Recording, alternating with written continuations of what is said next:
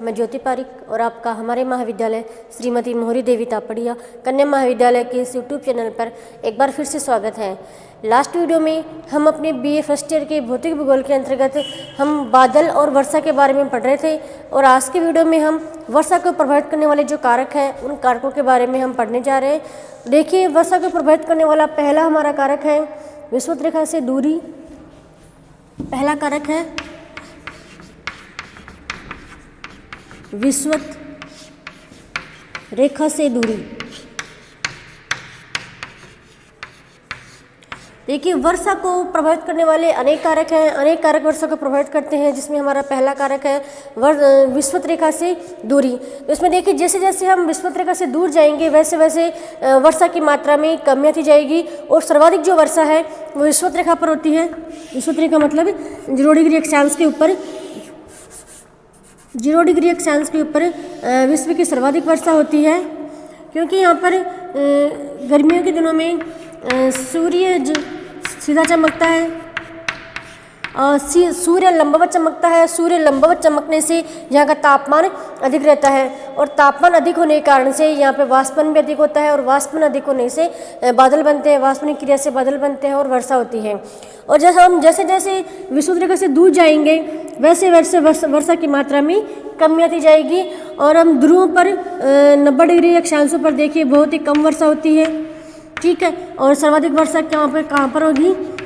विषुवत रेखीय क्षेत्रों में सर्वाधिक वर्षा। इसका कारण मैंने बताया कि यहाँ पे वर्ष भर सूर्य है जो सीधा चमकता है, सूर्य वर्ष भर सीधा चमकता है कहाँ पर? विषुवत रेखा के ऊपर। और जैसे जैसे हम उच्च अक्षांशों की ओर जाते जाते हैं वैसे वैसे सूर्य की जो किरणें हैं उनमें तिरछापन आता जाता है और तिरछा चमकता है, इसलिए यहाँ का तापमान कम रहता है और यहाँ का तापमान अधिक रहता है। और अधिक तापमान होने के कारण से यहाँ पे वाष्पन की क्रिया अधिक होती है और वर्षा होती है। और जैसे जैसे हम विषुवत रेखा से दूर जाएंगे वैसे वैसे वर्षा की मात्रा में कमी आती जाएगी और सबसे कम वर्षा होगी 90 डिग्री अक्षांश यानी कि ध्रुवों पर, ठीक है। तो पहला हमारा कारण है विषुवत रेखा से दूरी, ठीक है। उसके बाद अगला कारण है समुद्र तल से ऊंचाई। अगला कारण है वर्षा को प्रभावित करने वाला समुद्र तल से ऊंचाई। देखिए, इस वर्षा को प्रभावित करने वाले कारकों में समुद्र तल से ऊंचाई भी एक महत्वपूर्ण कारक है कि जैसे जैसे हम समुद्र का जो तल है उस तल से ऊपर जाएंगे वैसे वैसे वर्षा की मात्रा अधिक होगी और नीचे जाएंगे वैसे वर्षा कम होगी।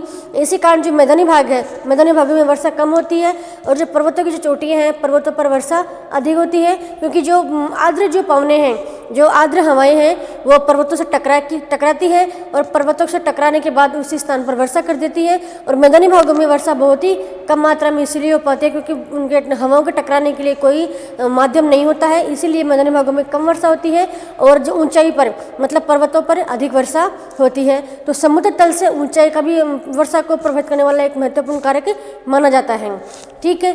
उसके बाद वर्षा को प्रभावित करने वाला हमारा तीसरा कारक है प्रचलित पवनें।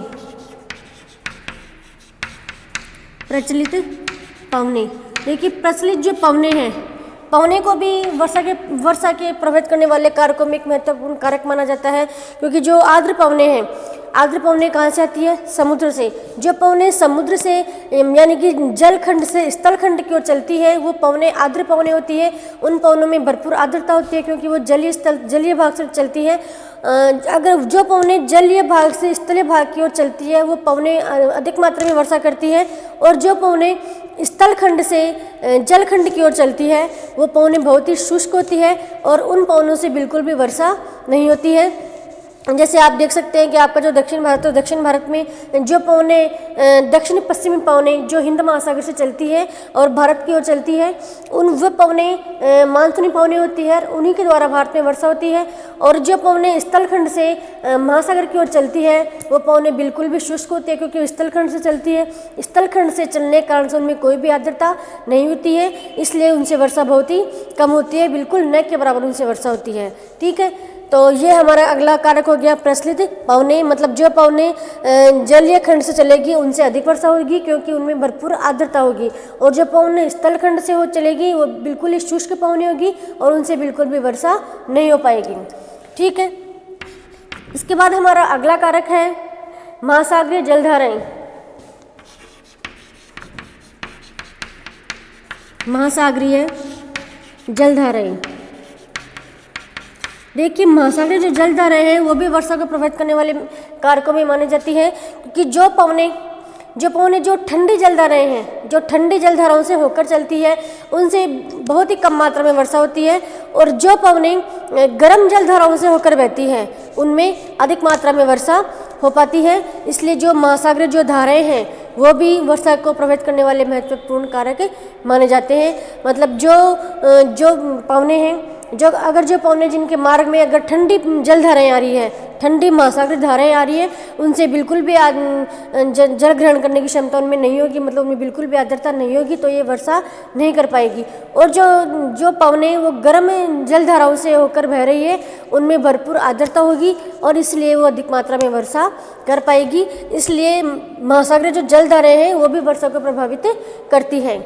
उसके बाद हमारा अगला कारक है समुद्र से दूरी। समुद्र से दूरी, देखिए हम जैसे जैसे समुद्र से दूर जाएंगे वैसे वैसे वर्षा की मात्रा में कमी होती जाएगी, और जैसे जैसे समुद्र के तट के पास आएंगे वैसे वैसे वर्षा की मात्रा में बढ़ोतरी होगी। जैसे आप देख लीजिए, जैसे जो भारत का जो पश्चिमी तट है, भारत का जो प्रायद्वीपीय भारत है या फिर दक्षिण भारत है, दक्षिण भारत के जो तटीय प्रदेश है जैसे केरल है, तमिलनाडु है, कर्नाटक है, गोवा है, इन भागों में अधिक मात्रा में वर्षा होती है। और राजस्थान है, राजस्थान में बहुत ही कम मात्रा में वर्षा होती है। इसका प्रमुख कारण यही है कि ये समुद्र तट से बहुत ही दूर है, राजस्थान से बहुत दूर है। इसलिए ये जो आर्द्र पवने हैं, जो वर्षा करती है, जो आर्द्र पवने हैं, वो राजस्थान तक पहुँचते पहुँचते बहुत ही शुष्क हो जाती है और उससे बिल्कुल भी वर्षा नहीं हो पाती है। और जो केरल तमिलनाडु के जो तट हैं, केरल के और तमिलनाडु का जो भाग है वह बिल्कुल समुद्र के तट के पास है, और वहाँ पे जो आर्द्र पवने उठती है महासागर से वो बिल्कुल उसी तट के ऊपर टकराकर वर्षा कर देती है। और जैसे जैसे ये पवने आगे बढ़ेंगी वैसे वैसे ये पवने शुष्क होती चली जाएंगी और इन पवनों से बिल्कुल भी वर्षा नहीं हो पाएगी। यही कारण है कि राजस्थान में बहुत कम, मतलब 20 या 25 सेंटीमीटर तक वर्षा होती है और केरल के तट के पास में 500 सेंटीमीटर तक वर्षा हो पाती है। यही एक महत्वपूर्ण कारक है, वर्षा को प्रभावित करने वाला महत्वपूर्ण कारक माना जाता है समुद्र से दूरी। ठीक है, ये हो गए हमारी वर्षा को प्रभावित करने वाले कारक।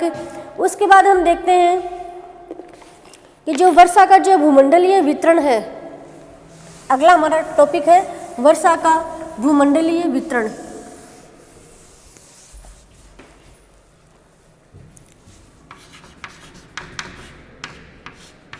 वर्षा का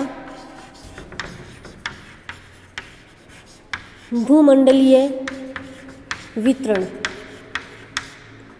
तो देखिए, भूमंडलीय वितरण का मतलब है कि पूरे संसार में वर्षा सभी जगह एक समान नहीं होती है, बल्कि अलग अलग क्षेत्रों में अलग अलग औसतन के आधार पर अलग अलग प्रकार से वर्षा होती है। मतलब कहीं अधिक वर्षा होती है और कहीं कम होती है, कहीं बिल्कुल भी वर्षा नहीं होती है, कहीं बहुत अधिक वर्षा होती है। जैसे जो विषुवत के जो प्रदेश हैं वहाँ पे बहुत अधिक मात्रा में वर्षा होती है, जो ध्रुवीय प्रदेश है वहाँ बिल्कुल कम नहीं वर्षा होती है, और जो मध्य अक्षांश जो क्षेत्र है उनमें मध्यम वर्षा होती है।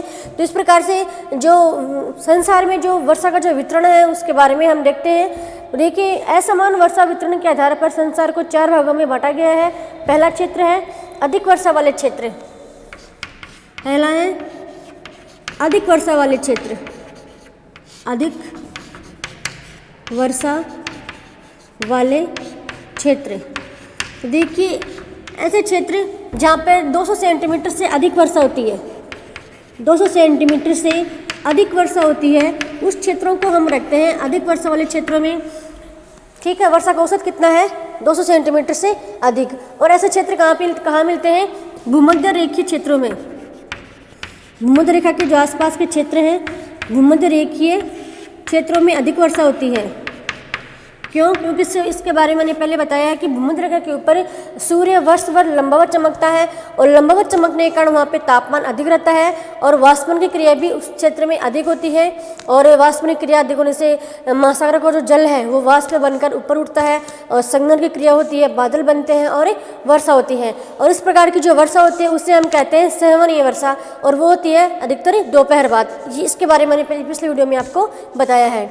तो सर्वाधिक वर्षा वाले क्षेत्र कौन से हैं? भूमध्य रेखीय क्षेत्र। ठीक है, उसके बाद अगले प्रकार के अगला जो प्रकार है वितरण का वो है सामान्य वर्षा वाले क्षेत्र। सामान्य वर्षा वाले क्षेत्र, देखिए ऐसे क्षेत्रों में हम उन क्षेत्रों को रखते हैं जहाँ पर 100 से लेके और 200 सेंटीमीटर तक वर्षा होती है। वर्षा का औसत स्तर कितना रहता है? 100 से लेके 200 सेंटीमीटर तक वर्षा होती है। उन क्षेत्रों को हम रखते हैं सामान्य वर्षा वाले क्षेत्रों में। और ऐसे क्षेत्र कहाँ पे हैं? उपोष्ण कटिबंधों पर, उपोष्ण या शीतोष्ण कटिबंधों पर, शीतोष्ण कटिबंधों के क्षेत्र हैं। उन क्षेत्रों में सामान्य वर्षा होती है और सामान्य वर्षा कितनी होती है? 100 से लेके 200 सेंटीमीटर तक। ठीक है, उसके बाद हमारे अगला जो क्षेत्र है वो है कम वर्षा वाले क्षेत्र। कम वर्षा वाले क्षेत्र, और कम वर्षा वाले क्षेत्रों में हम उस क्षेत्र को रखते हैं जहाँ पर वर्षा का औसत स्तर 25 से लेके 100 सेंटीमीटर तक होता है। वहाँ पर वर्षा का औसत स्तर कितना होता है? 25 से लेके 100 सेंटीमीटर तक। उन क्षेत्रों को हम रखते हैं कम वर्षा वाले क्षेत्रों में। और ऐसे क्षेत्र हमें मिलते हैं महाद्वीपों के जो मध्यवर्ती भाग हैं, महाद्वीपों के आंतरिक भाग तथा शीतोष्ण कटिबंध के पूर्वी, महाद्वीपों के आंतरिक भागों में, विशेष रूप से महाद्वीपों के जो आंतरिक भाग है उन आंतरिक भागों में हमें जैसे ऐसे क्षेत्र मिलते हैं जैसे मरुस्थल है। महाद्वीपों के आंतरिक भाग में जो मरुस्थल है विशेष रूप से, जैसे राजस्थान में थार का मरुस्थल है, भारत में थार का मरुस्थल है, अफ्रीका में सहारा और कालाहारी का मरुस्थल है। ऐसे मरुस्थलों में यूरोप में गोबी का, मंगोलिया का मरुस्थल है। ये जो मध्य अक्षांशों में जो मरुस्थल है उन मरुस्थलीय भागों में या फिर महाद्वीपों के आंतरिक भाग में हमें ऐसे क्षेत्र देखने को मिलते हैं जहाँ पर वर्षा कितनी होती है? 25 से लेकर 100 सेंटीमीटर तक। ठीक है, उसके बाद अगला जो प्रकार है वो है वर्षा विहीन क्षेत्र। वर्षा विहीन क्षेत्र मतलब इन क्षेत्रों में वर्षा बिल्कुल भी नहीं हो पाती है और मुख्य रूप से हम वर्षा का स्तर देखें तो 25 से भी कम, 25 सेंटीमीटर से भी कम वर्षा होती है इन क्षेत्रों में। ठीक है, वर्षा विहीन क्षेत्रों में कितनी वर्षा होती है? बहुत ही कम मात्रा में वर्षा होती है। और कितनी? 25 सेंटीमीटर से भी कम वर्षा उन क्षेत्रों में होती है। उन क्षेत्रों को हम रखते हैं वर्षा विहीन क्षेत्रों के अंतर्गत। और इसमें कौन से क्षेत्र आते हैं? जैसे जो वृष्टि छाया क्षेत्र है, वृष्टि छाया क्षेत्र। वृष्टि छाया क्षेत्र के बारे में पहले बताया मैंने आपको कि पर्वतों के जो वृष्टि छाया क्षेत्र है कौन से? जैसे मान लीजिए ये कोई पर्वत है, इस पर्वत में इधर से पवनें आ रही हैं और ये पवनें हैं जो यहीं पर टकरा कर वर्षा कर रही है। इसी क्षेत्र में ये पवनें टकरा कर वर्षा कर रही है। ठीक है, और जब ये पवनें ऊपर जा रही है वैसे वैसे ये शुष्क हो जाएगी और पर्वतों के इस तट पर मतलब इस भाग पर ये पवनें आएंगी तब बिल्कुल भी शुष्क हो जाएगी और इन पवनों से यहाँ बिल्कुल भी वर्षा नहीं कर पाएगी। इन पवनों से पर्वतों के इस भाग में भी बहुत अधिक मात्रा में वर्षा हो रही है और इस क्षेत्र में बिल्कुल भी वर्षा नहीं हो पा रही है। तो यह क्षेत्र कौन सा हो गया? वृष्टि छाया क्षेत्र। यह हो गया वृष्टि छाया क्षेत्र। इस भाग को हम कहेंगे वृष्टि छाया क्षेत्र। तो इस भाग में बिल्कुल भी वर्षा नहीं हुई है। ठीक है, तो इसमें 25 सेंटीमीटर से भी कम वर्षा होती है। किन क्षेत्रों में? एक तो वृष्टि छाया क्षेत्रों में और ध्रुवीय प्रदेश में, ध्रुवीय क्षेत्र में वहाँ केवल बर्फबारी होती है और वर्षा बिल्कुल भी नहीं होती है। ये दो क्षेत्र ऐसे हैं जहाँ 25 सेंटीमीटर से भी कम वर्षा होती है। कौन से? एक तो पर्वतों का वृष्टि छाया क्षेत्र और दूसरा ध्रुवीय क्षेत्र। पर्वतों के वृष्टि छाया क्षेत्र के बारे में मैंने बताया कि आपका भारत का जो पश्चिमी तट है, पश्चिमी तट का जो केरल का तट है, वह एक पश्चिमी घाट जो पर्वत है वह एक वृष्टि छाया क्षेत्र के अंतर्गत आता है। उसका जो पश्चिमी तट है वहाँ पर अधिक मात्रा में वर्षा हो जाती है, और पश्चिमी घाट का जो पूर्वी तट है उस पूर्वी तट पर बिल्कुल भी वर्षा नहीं होती है। वह भाग है जो वृष्टि छाया क्षेत्र के अंतर्गत आता है।